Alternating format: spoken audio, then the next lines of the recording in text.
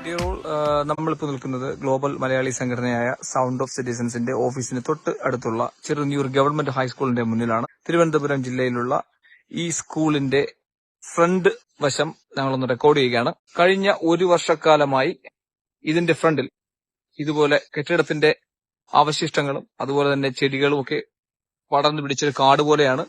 ഇവിടെ ഇഴജന്തുക്കൾ കയറിയിരിക്കുവാനും അതുവഴി മറ്റ് അപകട സാധ്യതകൾ ഉണ്ടാകാനുള്ള സാധ്യതയുണ്ട്. അതിനെല്ലാം ഉപരിയായി ഇവിടെ അതിരാവിലെ സ്കൂളിലേക്ക് എത്തുന്ന കുട്ടികൾക്ക് കിട്ടുന്ന ഒരു ദൃശ്യം, അവരുടെ സ്കൂളിനെ കുറിച്ച് ഉള്ള ഒരു ഇമേജ് വളരെയധികം വൾഗറാണ് എന്ന് തന്നെ പറയേണ്ടി വരും. ഇവിടെ ഫ്ലക്സുകൾ നിരോധിച്ച ഈ സംസ്ഥാനത്ത് ഓൾ ഓവർ ദി പ്ലേസ് ഇവിടെ ഫ്ലക്സുകൾ കൊണ്ടൊരു ബഹളമാണ്. ഫ്ലക്സുകൾ ഉപയോഗിച്ച ശേഷം അതെല്ലാം വലിച്ചെറിഞ്ഞിട്ടുണ്ട്. കവറുകളും മാലിന്യങ്ങളും കൊണ്ട് കൂമ്പാരമായി കിടക്കുകയാണ്. അതോടൊപ്പം തന്നെ ഞങ്ങളുടെ ശ്രദ്ധയിൽപ്പെട്ട മറ്റൊരു കാര്യം, ഇവിടെ ഒരു 2 കോടി രൂപയുടെ കെട്ടിട നിർമ്മാണത്തിൽ വൻ അഴിമതി എന്ന് കാണുന്നു. ഇവിടെ വരുന്ന കുട്ടികൾ പഠിക്കേണ്ടത് സത്യസന്ധതയും ധർമ്മവും ന്യായവും നീതിയും ഒക്കെ പഠിക്കേണ്ട കുട്ടികൾ ഈ സ്കൂളിലേക്ക് എത്തുമ്പോൾ കാണുന്നത് ഇതുപോലെ അഴിമതിയുടെ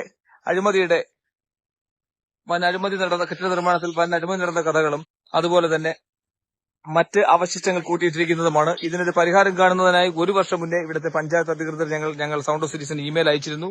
ഇതുവരെയായിട്ടും ഇതിന് യാതൊരു പരിഹാരവും കണ്ടിട്ടില്ല. ലാസ്റ്റ് വീക്കിൽ നമ്മൾ സെക്രട്ടറിയെ കണ്ടിരുന്നു.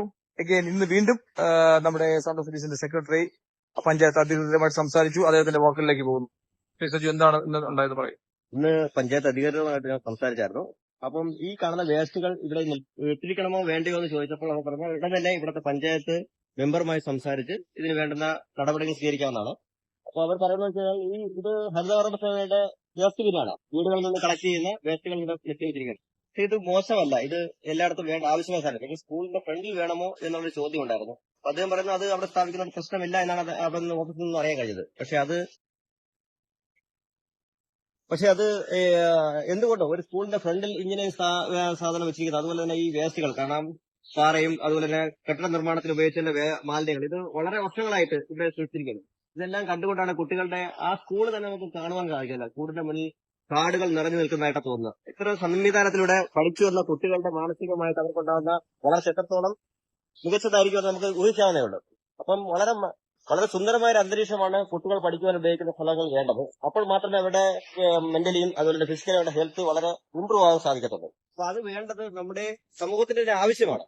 അപ്പൊ ഇത്തരം സംവിധാനങ്ങൾ എത്രയും പെട്ടെന്ന് കണ്ടു കഴിഞ്ഞാൽ അധികൃതർ എത്രയും പെട്ടെന്ന് അവിടെ നിന്ന് മാലിന്യങ്ങളെല്ലാം നിർമ്മാർജ്ജനം ചെയ്യുക എന്നുള്ളതാണ് അവരുടെ ഉത്തരവാദിത്തം. അത് അവർ പൂർണ്ണമായും പാലിക്കുന്നില്ല എന്നുള്ളതാണ് സത്യം. എന്നിരുന്നാൽ പാലിച്ചിരുന്നെങ്കിൽ ഇത്രയും നാൾ വരെ ഇത് നീണ്ടുപോകില്ലായിരുന്നു. അപ്പൊ അത് എത്രയും പെട്ടെന്ന് ചെയ്യാമെന്നാണ് ഇപ്പോൾ ഏറ്റിരിക്കുന്നത്.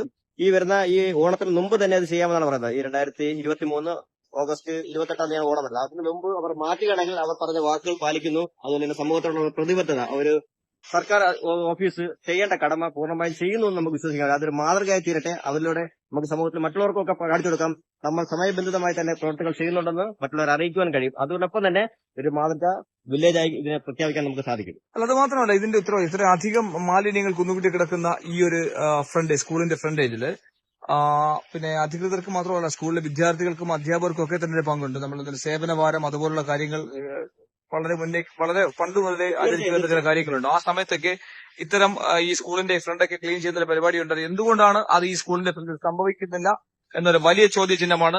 എത്രയും പെട്ടെന്ന് അധികാരികൾ ഇതിന്റെ പരിഹാരം കണ്ടെത്തുമെന്ന് SOC പ്രതീക്ഷിക്കുന്നു. ഈ ആഴ്ച, അതായത് ഓണത്തിന് മുന്നേ തന്നെ ഇതിന്റെ പ്രവർത്തനങ്ങൾ അവർ തുടങ്ങുമെന്നാണ് പഞ്ചായത്തിൽ നിന്ന് അറിയിച്ചിരുന്നത്. അബ്സല്യൂട്ട്ലി, തീർച്ചയായിട്ടും സൗണ്ട് ഓഫ് സിറ്റിസന്റെ പുറകെ തന്നെ ഉണ്ടാവും എത്രയും പെട്ടെന്ന്. ഇത് മാത്രമല്ല, കേരളത്തിലെ ഏത് സ്കൂളിലെ ഫ്രണ്ടിലാണെങ്കിൽ തന്നെ നമ്മൾ അതിനെ ചോദ്യം ചെയ്യും. ഇതുപോലൊരു അന്തരീക്ഷത്തിൽ കുട്ടികൾ first impression is the best impression. സ്കൂളിലേക്ക് വരുന്ന കുട്ടികൾക്ക് ഇത്രയും അധികം ബാഡ് ഇംപ്രഷൻ ഉണ്ടാക്കി കൊടുക്കുന്ന ഒരു സിറ്റുവേഷൻ ഒരു പഞ്ചായത്ത് അധികൃതരെ സൂക്ഷിക്കാൻ പാടില്ല. മുറ്റം പൂങ്കാവനമാക്കി സൗണ്ട് ഓഫ് സിറ്റിസൺ. ആഗോളതലത്തിൽ പ്രവർത്തിക്കുന്ന സൗണ്ട് ഓഫ് സിറ്റിസൺ കേന്ദ്ര കമ്മിറ്റിയാണ് ചെറുന്നിയൂർ ഗവൺമെന്റ് ഹൈസ്കൂളിന് മുൻവശത്തെ കാട് മൂടിക്കിടന്ന പ്രദേശം വൃത്തിയാക്കി പൂന്തോട്ടമൊരുക്കിയത്. സ്കൂളിന്റെ മുൻവശം ദീർഘനാളായി മാലിന്യം നിറഞ്ഞ് കാട് മൂടി ഇഴജന്തുക്കൾ വിഹരിച്ചിരുന്നത് ശ്രദ്ധയിൽപ്പെട്ടിട്ടും ബന്ധപ്പെട്ട അധികാരികൾ നടപടി കൈക്കൊള്ളാത്തതിനെ തുടർന്നാണ് സൗണ്ട് ഓഫ് സിറ്റിസൺ അംഗങ്ങൾ കാട് വെട്ടിത്തെളിച്ച് പൂന്തോട്ടമൊരുക്കിയത്. കഴിഞ്ഞ 3 വർഷക്കാലത്തിലേറെയായി മാലിന്യം കൊണ്ട് നിറഞ്ഞിരുന്ന ഈ സ്കൂളും ഇതിന്റെ ചെറുന്നിയൂർ സ്കൂളിന്റെ 4 വശവും മാലിന്യങ്ങൾ കൊണ്ട് കുമിഞ്ഞുകൂടിയിരുന്നു. അധികാരികൾ, പഞ്ചായത്ത് അധികാരികൾ, സ്കൂൾ അധികൃതർ, ഇവിടെയുള്ള സാമൂഹ്യ പ്രവർത്തകർ എല്ലാവരെയും ഞങ്ങൾ ഈ വിഷയം അറിയിച്ചിരുന്നു. SOCയുടെ ഉദ്ഘാടനം 1 വർഷം മുമ്പായിരുന്നു. ആ ദിവസം തന്നെ ഞങ്ങളുടെ പഞ്ചായത്തിൽ റിപ്പോർട്ട് ചെയ്തിരുന്നു, ഇമെയിൽ അയച്ചിരുന്നു. ഇവിടുത്തെ റിസ്കുകൾ, നമ്മുടെ വീടും പരിസരവും ഒക്കെ നമ്മൾ ശുചിയായി സൂക്ഷിക്കുന്നത് പോലെ തന്നെ നമ്മൾ പഠിക്കുന്ന വിദ്യാലയവും ശുചിയായി സൂക്ഷിക്കുവാൻ കുട്ടികളെ പ്രാപ്തരാക്കുന്ന ഒരു പദ്ധതിയാണ് SOC ഇവിടെ നടപ്പിലാക്കിയിരിക്കുന്നത്. നമ്മളിവിടെ ഐഡന്റിഫൈ ചെയ്ത റിസ്കുകൾ, ഇഴജന്തുക്കൾ ഉൾപ്പെടെയുള്ള റിസ്കുകൾ കുട്ടികളുടെ സുരക്ഷയ്ക്ക് ഭീഷണിയാണ് എന്ന് നമ്മൾ റിപ്പോർട്ട് ചെയ്യുകയുണ്ടായി. നാളിതുവരെയായിട്ടും യാതൊരു പരിഹാരവും കാണാതെ വന്നപ്പോൾ SOCയും അതിലെ പ്രവർത്തകരും കേരളത്തിലൊട്ടാകെയുള്ള വിദേശ മലയാളികൾ ഉൾപ്പെടെയുള്ള എല്ലാവരുടെയും സഹായ സഹകരണത്തോടെ ഞങ്ങൾ ഇന്നലെ ഇവിടെ ഉണ്ടായിരുന്ന കംപ്ലീറ്റ് കോൺക്രീറ്റ് കഷ്ണങ്ങളും ബാക്കിയുള്ള എല്ലാ വേസ്റ്റുകളും ഇവിടെ നിന്ന് റിമൂവ് ചെയ്തു. പക്ഷേ ഇത് തുടങ്ങിയപ്പോഴാണ് നമ്മൾ അറിഞ്ഞത് ഇവിടെ നമ്മൾ പരിസരം വൃത്തിയാക്കുകയല്ല, യഥാർത്ഥത്തിൽ പാമ്പിനെ പിടിക്കുകയായിരുന്നുവെന്ന്. 5ഓളം പാമ്പുകളെയാണ് ഈ വേസ്റ്റ് കുന്നുകൾക്കിടയിൽ നിന്ന് നമുക്ക് കണ്ടെത്തിയത്. 5 അതിൽ കൂടുതലുണ്ട്. ഇനിയും അതിൻ്റെ തൊട്ടപ്പുറത്ത് പരിസരത്ത് ഒരുപാട് വേസ്റ്റുകൾ കൂടി കിടക്കുന്നുണ്ട്.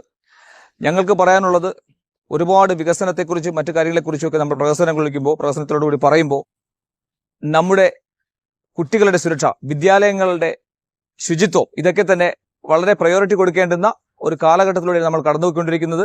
SOC നിരവധി പ്രോജക്റ്റുകൾ കേരളമൊട്ടാകെ നടപ്പിലാക്കി വരുന്നുണ്ട്. അതിന്റെ പ്രധാനപ്പെട്ട ഒരു ഭാഗമാണ് വിദ്യാലയങ്ങളുടെ സുരക്ഷയും.